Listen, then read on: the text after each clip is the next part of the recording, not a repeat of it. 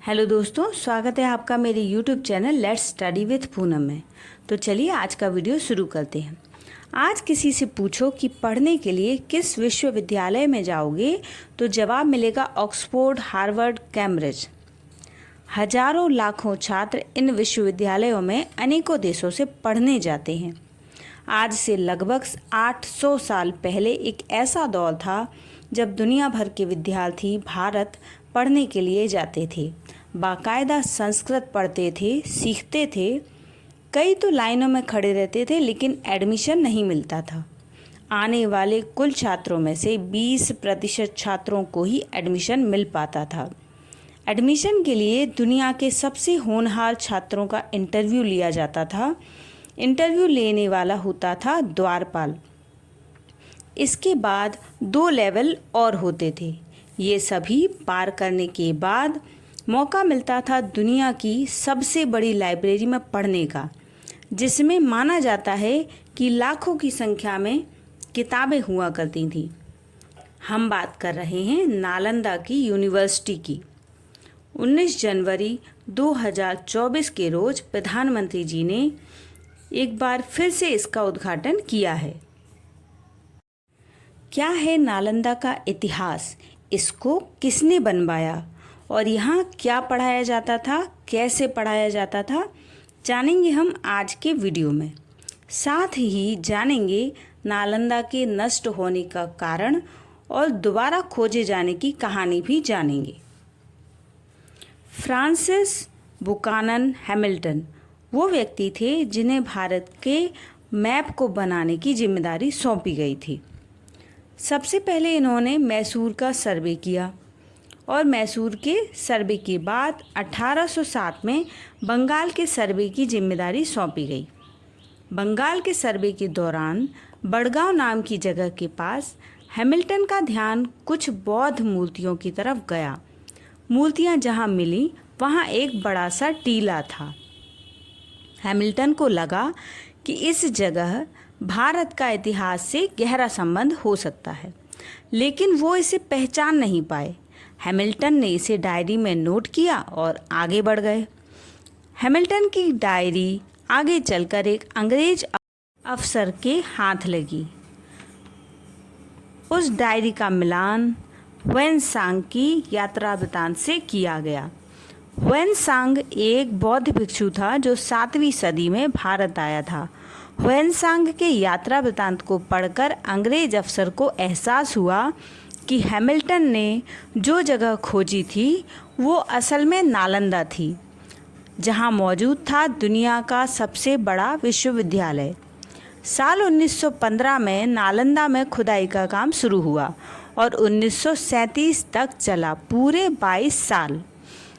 आज़ादी के बाद 1974 से 1982 में खुदाई के कई दौर चले। नालंदा का पूरा नाम था नालंदा महाविहार। इसकी कहानी शुरू होती है ईसा से 1200 साल पहले, यानी अभी से 3200 साल पहले। खुदाई में मिले अवशेषों से पता चलता है कि नालंदा में बुद्ध और महावीर के समय से पहले भी इंसानी बसाहट थी। बौद्ध धर्म ग्रंथ बताते हैं कि महात्मा बुद्ध ने नालंदा में उपदेश दिए थे। उनके एक शिष्य सार्यपुत्र के नाम पर नालंदा में स्तूप भी बना हुआ है। नालंदा का एक संबंध जैन धर्म से भी है। जैन धर्म ग्रंथ बताते हैं कि भगवान महावीर ने कुछ समय नालंदा में बिताया है। नालंदा में यूनिवर्सिटी कब बनी, इसके संकेत गुप्त काल में मिलते हैं। इसे भारत का गोल्डन पीरियड भी कहा जाता है। नालंदा में हुई खुदाई में मिली एक सील से पता चलता है कि शक्रदित्य ने नालंदा में एक बौद्ध मठ का निर्माण करवाया था। शक्रदित्य को गुप्त वंश के शासक कुमार गुप्त के नाम से हम जानते हैं। गुप्त काल के और शासकों ने भी नालंदा के निर्माण कार्य करवाया और 6ठी शताब्दी आते आते नालंदा एक यूनिवर्सिटी के रूप में विकसित हो गया। गुप्त काल के अवशेषों से पता चलता है कि नालंदा में तब हिंदू, बौद्ध और जैन 3 धर्मों का प्रभाव था, जो यहाँ की निर्माण शैली, वास्तुकला और मूर्तियों में भी दिखाई देता है। गुप्त काल के बाद कन्नौज के राजा हर्षवर्धन ने नालंदा को अनुदान दिया। उन्होंने यहाँ 3 मंदिरों का निर्माण करवाया। 8वीं सदी के बाद बंगाल के पाल वंश ने भी नालंदा की देखरेख की। उस समय पर नालंदा का रुतबा ऐसा था कि कोरिया, जापान, चीन, तिब्बत, इंडोनेशिया, पर्शिया, तुर्की से लोग पढ़ने आते थे। चूँकि ये यूनिवर्सिटी हुआ करती थी, तो सबसे बड़ा सवाल यही आता था कि यहाँ पढ़ाई कैसे होती है। नालंदा में आने वाले लोगों में से सिर्फ 20% लोगों को ही एडमिशन मिल पाता था। सबसे पहला टेस्ट द्वारपाल लेते थे। ये द्वारपाल भी विद्वान व्यक्ति हुआ करते थे, जो धर्म और दर्शन से जुड़े कठिन सवाल पूछा करते थे। यहाँ पास हुए तो 2 और टेस्ट होते थे। वहाँ पास हुए तभी एडमिशन मिलता था। नालंदा में पढ़ाई के दौरान वहीं रहना होता था। ह्वेनसांग ने नालंदा के बारे में लिखा है कि पूरा बिहार ईंटों की दीवारों से घिरा है, जिसका एक गेट सीधे शिक्षा केंद्र में खुलता है। शिक्षा केंद्र में 8 बड़े बड़े हॉल हैं, जिनमें पढ़ाई होती है। अन्य विवरणों के मुताबिक मठों की एक कतार होती थी, साथ ही भव्य स्तूप और मठ बने हुए थे। नालंदा में खुदाई में जो कमरे मिले हैं, उनकी बनावट देखकर पता चलता है कि हर कमरे में सोने के लिए पत्थर की चौकी हुआ करती थी। दीपक रखने के लिए भी व्यवस्था थी। नालंदा अपनी विशाल लाइब्रेरी के लिए फेमस था, जिसका नाम धर्मगंज हुआ करता था।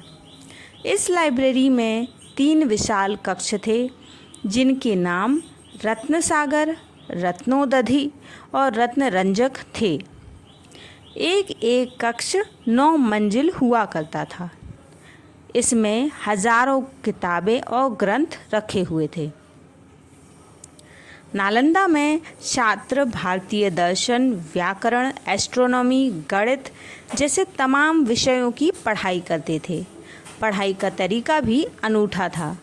बड़े बड़े हॉल में छात्र आमने सामने बैठकर वाद विवाद करते थे, जिसके बाद शिक्षक उनकी गलतियां सुधारते थे।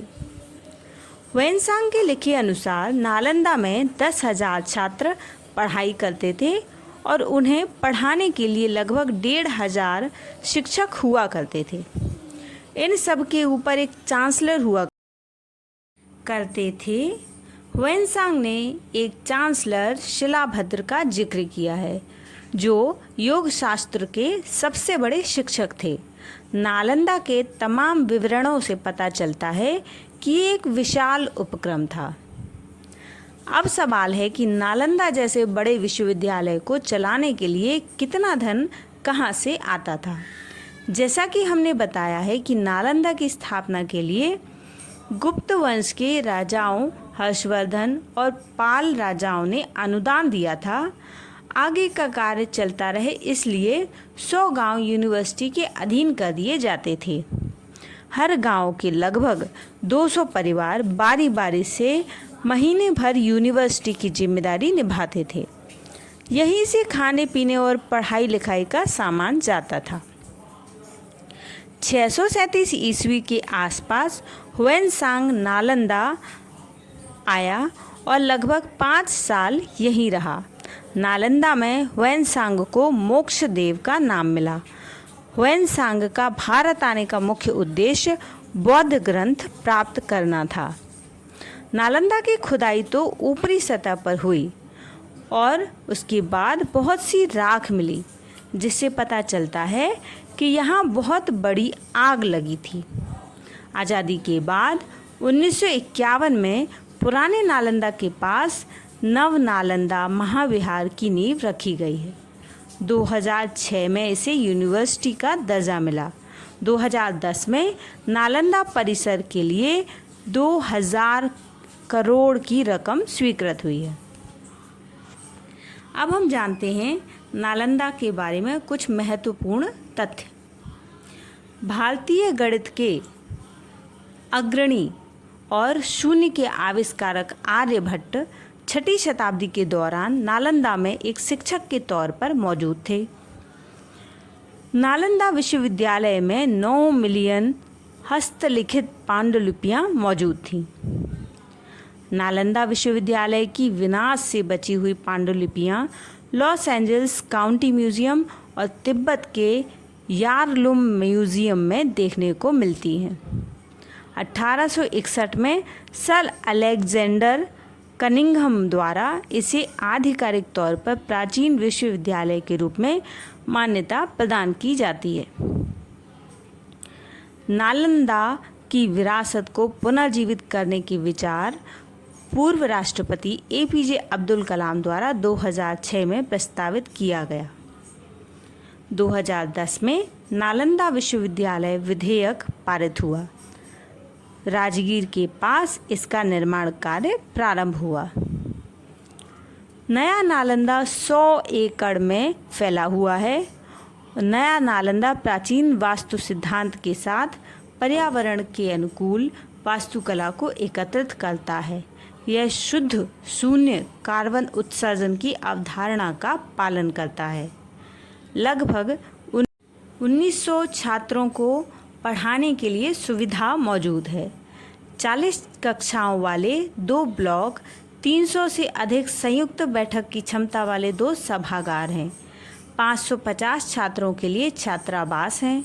संकाय के लिए 197 शैक्षणिक आवास इकाइयाँ, खेल परिसर, चिकित्सा केंद्र और वाणिज्यिक केंद्र भी उपस्थित हैं।